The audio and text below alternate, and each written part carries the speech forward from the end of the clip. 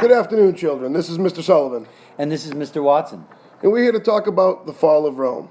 For the first several weeks of school, we've chronicled the rise of the great Roman Empire, from its origins as a village that banded together for protection to the height of the power in the Pax Romana.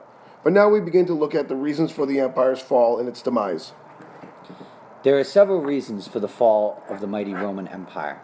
The first we will be examining will be the political side of its failure.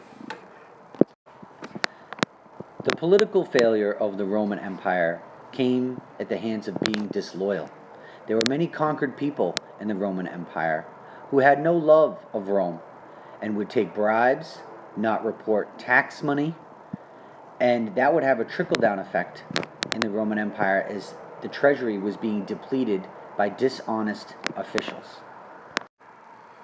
One of the trickle-down effects of the disloyalty and the corruption within the Roman Empire was that you had a situation where the best and brightest of Rome no longer wanted to participate in the government.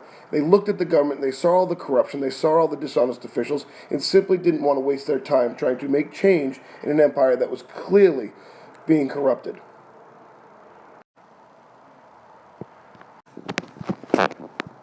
The second major reason for Rome's fall was its troubled economy.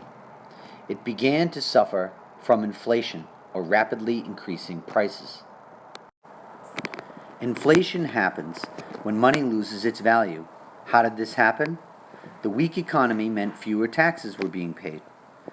With less money coming in, the Roman government could not afford to defend its territories and had to find a way to pay its soldiers and officials.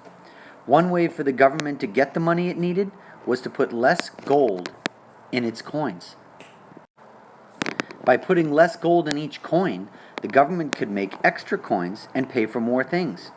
People soon learned, however, that the coins did not have as much gold in them, and the coins began losing their value. Prices went up, and many people stopped using money altogether. This was disastrous.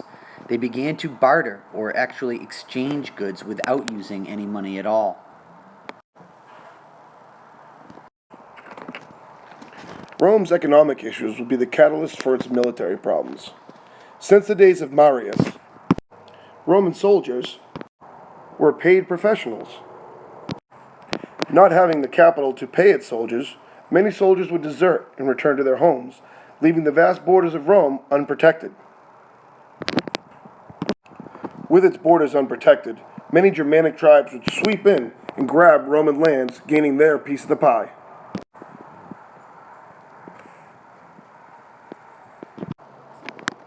Our last category concerning the fall of Rome are its many social issues. Rome had an abundance of slaves. The high percentage of slaves in Rome led to fewer jobs for its citizens, which in turn would lead to a rising crime rate.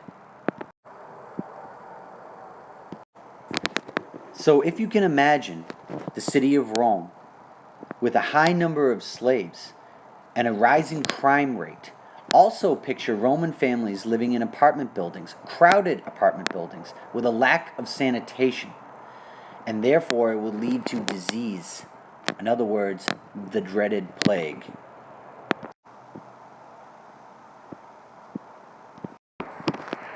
Using your textbook pages 318 to 324, utilize this chart and give at least 3 examples for each of the major 4 headings and reasons for Rome's fall. Good luck. We're all counting on you.